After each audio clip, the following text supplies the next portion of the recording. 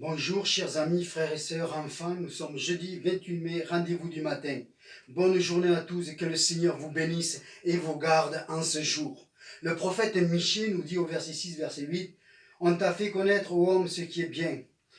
Ce que l'Éternel demande de toi, c'est que tu pratiques la justice et que tu aimes la miséricorde et que tu marches humblement devant ton Dieu. Père, sois loué et adoré. Aimé pour ta grandeur, ta bonté, ta grâce, miséricorde et paix. Merci pour les lieux de culte ouverts. Merci pour les adorations, les clameurs qui montent jusqu'à toi comme une bonne parfum, Seigneur mon Dieu, de 1000 fleurs et de 1000 éclats. Seigneur, viens ranimer nos cœurs de ta flamme. Esprit, visite nos cœurs, ranime nos dons, nos talents. Nous voulons être des vainqueurs, bouillants pour la cause de Christ dans cette nation de France. Que la raison fasse place à la foi. Guéris ce pays, Père, dans le nom de Jésus-Christ. Je veux compter sur ta grâce, Seigneur, pour aller plus loin. Je veux compter sur ta face pour éclairer mon chemin.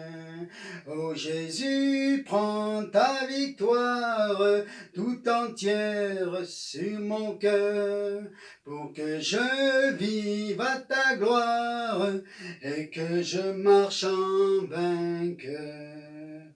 Amen, nous allons poursuivre sur l'école biblique de la barque.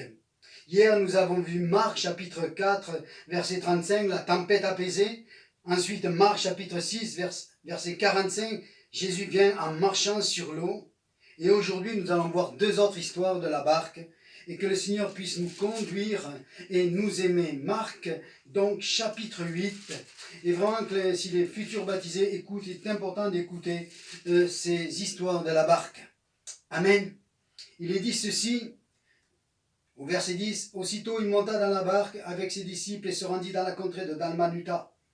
Les pharisiens survinrent et se mirent à discuter avec Jésus, et pour l'éprouver, lui demandèrent un signe venant du ciel.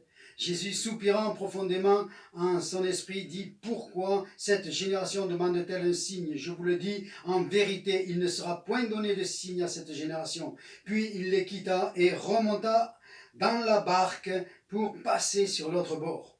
Les disciples avaient oublié de prendre des pains. Ils n'en avaient qu'un seul avec eux dans la barque. Jésus leur fit cette recommandation. « Gardez-vous avec soin du levain des pharisiens et du levain d'Hérode. » Les disciples raisonnent entre eux et disaient, « C'est parce que nous n'avons pas de pain. » Jésus ayant connu leur dit, « Pourquoi raisonnez-vous pour ceux que vous n'avez pas de pain? Êtes-vous encore sans intelligence? Ne comprenez-vous pas?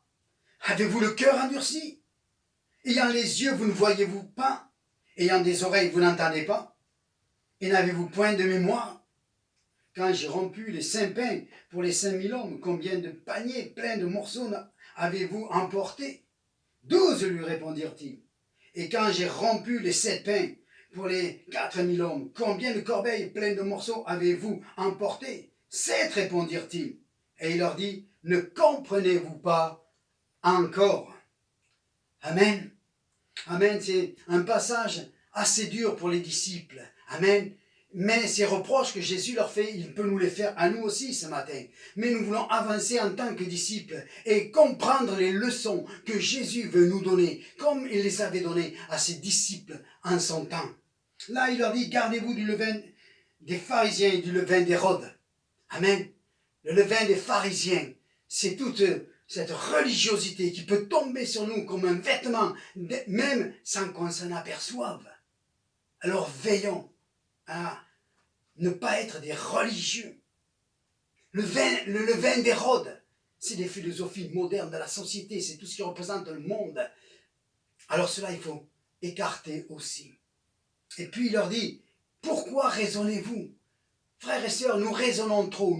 D'abord, nous écoutons trop de choses et à la sortie, on raisonne et on ne fait plus confiance des fois dans nos églises locales, à ceux qui nous prêchent parce que nous raisonnons par rapport à d'autres, ce qu'ils disent et on n'avance pas dans Ensuite, il leur dit, mais vous êtes sans intelligence. Amen. Nous avons vu ça depuis les 2 mois où nous sommes ensemble. Et combien de fois Jésus leur a montré qu'il fallait mettre du bon sens, qu'il fallait mettre de l'intelligence dans les choses de Dieu. Amen. Ne comprenez-vous pas? Nous avons besoin de méditer la parole de Dieu, de comprendre que nous sommes à la fin des temps, comprendre et avoir le discernement des choses et des événements sur la vie, afin de pouvoir être des meilleurs disciples et nous engager davantage. Nous devons comprendre. Nous ne devons pas être des auditeurs oublieux. Avez-vous le cœur endurci? Est-ce que notre cœur, nos entrailles se sont séchées? On n'a plus de compassion pour les perdus, plus de compassion pour faire avancer l'œuvre de Dieu. Seigneur, aide-nous. Vous avez des yeux, mais vous ne voyez pas. On ne voit pas ce qui se passe autour de nous. On ne peut pas discerner vraiment qu'il est temps maintenant de s'engager dans l'évangélisation, d'aller vers les perdus et de laisser bien des choses de côté pour s'engager. On ne voit pas la misère qu'il y a autour de nous. N'entendez-vous pas? Vous avez des oreilles, vous n'entendez pas le cri des malheureux? Peut-être le cri de ces brebis perdues, qui cherchent et qui voudraient entendre la voix du berger, mais ils ne rencontrent personne pour leur témoigner. Oh Seigneur, aide-nous. N'avez-vous point de mémoire? L'histoire devrait nous apprendre. Nous devons retenir de l'histoire. Nous devons retenir de la parole de Dieu. Mais nous sommes souvent des auditeurs oublieux.